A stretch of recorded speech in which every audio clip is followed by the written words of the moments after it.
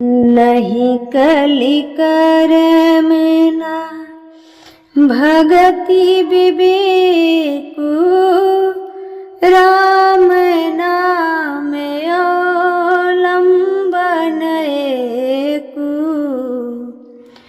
गोस्वामी तुलसीदास जी लिख रहे हैं, इस कलयुग में ना कोई कर्म विशेष बचा है, इस कलयुग में ना कोई कर्म विशेष बचा है, ना कोई यज्ञ विशेष बचा है, ना कोई व्यक्ति विशेष बची। इसलिए नहीं कलि करमुना भक्ति विवेकु, राम नाम अवलंबन एकु। ना कोई व्यक्ति विशेष बची। यदि भव सागर से पार जाना है तो राम नाम अवलंबन एकु। अब कोई कहे कि नाम जपने के लिए नहाना धोना जरूरी है, नहा धोआ के नहीं। गोस्वामी तुलसीदास जी लिख रहे हैं, भाय कुभाय अलख आलसहु, नाम जपते मंगल दिसि दसहु।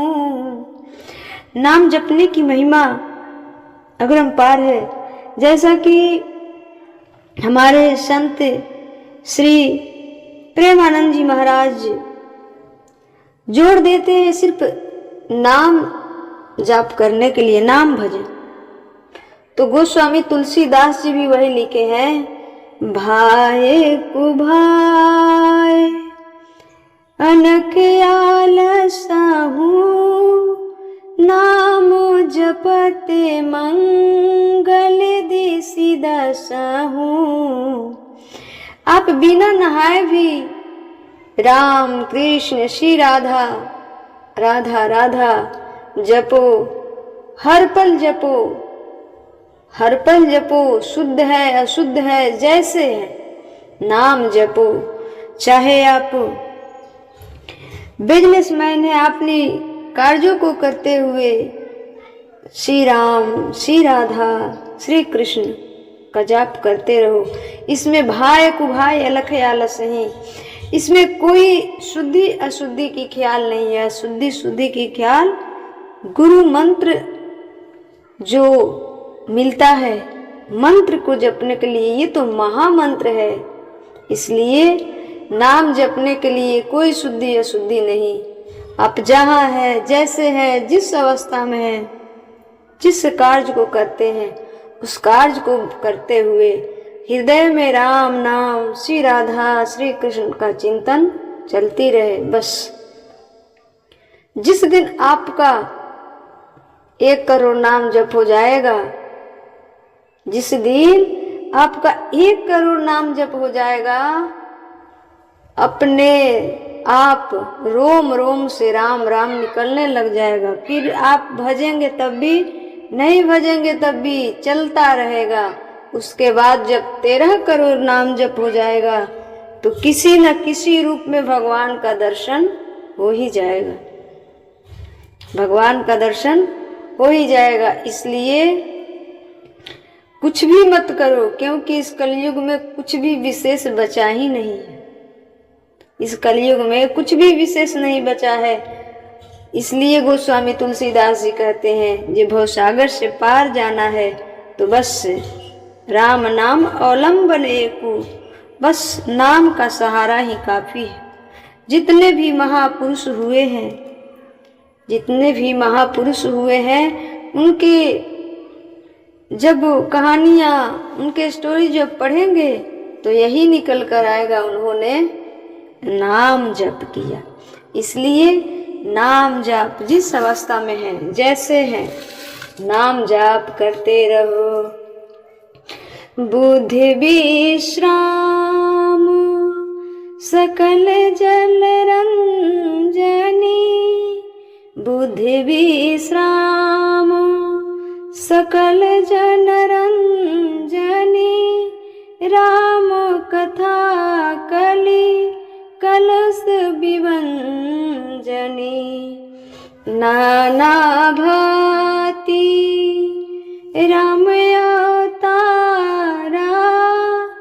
रामायण सत्य कोटि अपारा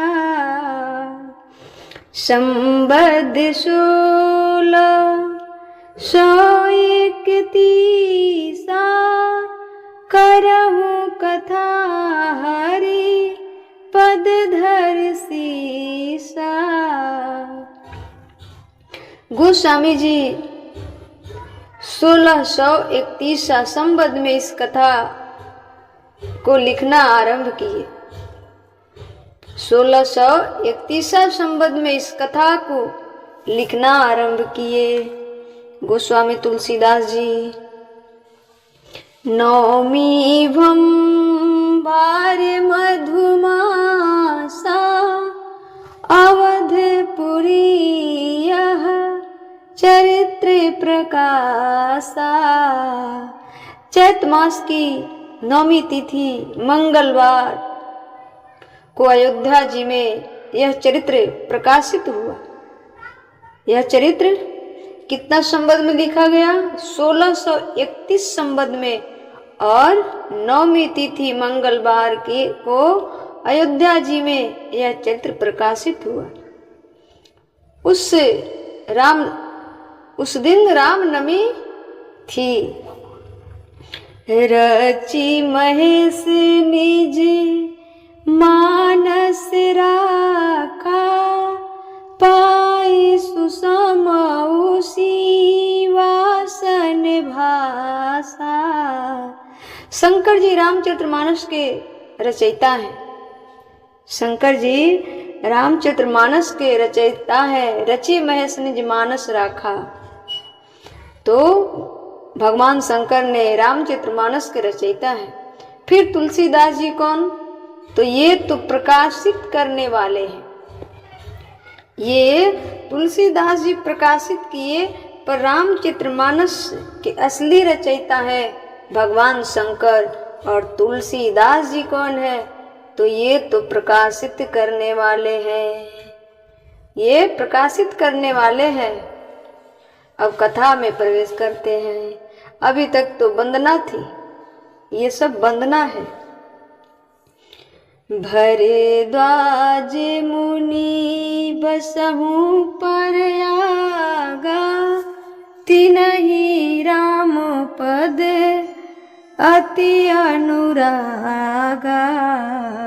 भरद्वाज ऋषि बसहु प्रयागा तिनहि राम पद अति अनुरागा। एक बार प्रयागराज में माघ का मेला लगा, जहाँ पर भरद्वाज मुनि रहते थे। जहाँ पर भरद्वाज मुनि रहते थे, वहाँ पर भरद्वाज जी के पास याग बल्ब जी नाम के एक ऋषि आए। एक ऋषि आए, सुनना अब कथा स्टार्ट हो रही है। भरद्वाज मुनि बसहीं प्रयागा। प्रयागराज में भरद्वाज जी रहते थे। एक दिन यज्ञ बल्ब जी आए, तो यज्ञ बल्ब जी स्नान करके जाने लगे, तो भरद्वाज जी ने पांव पकड़ लिया यज्ञ बल्ब जी के। कहा, आप रुक जाइए, आप रुक जाइए। क्यों रुक जाए? हमें आपसे राम कथा सुननी है, इसलिए रुक जाइए कि हमें राम की कथा सुनाइए। हमें कुछ संदेह है। क्या संदेह है? तब भरद्वाज जी प्रश्न कर रहे हैं। एक राम अवधेश कुमारा तिनकर चरित्र विविध संसारा। नारी बिरह दुखे लयहु अपारा भयहु रुसिरन राम कृष्ण भारद्वाज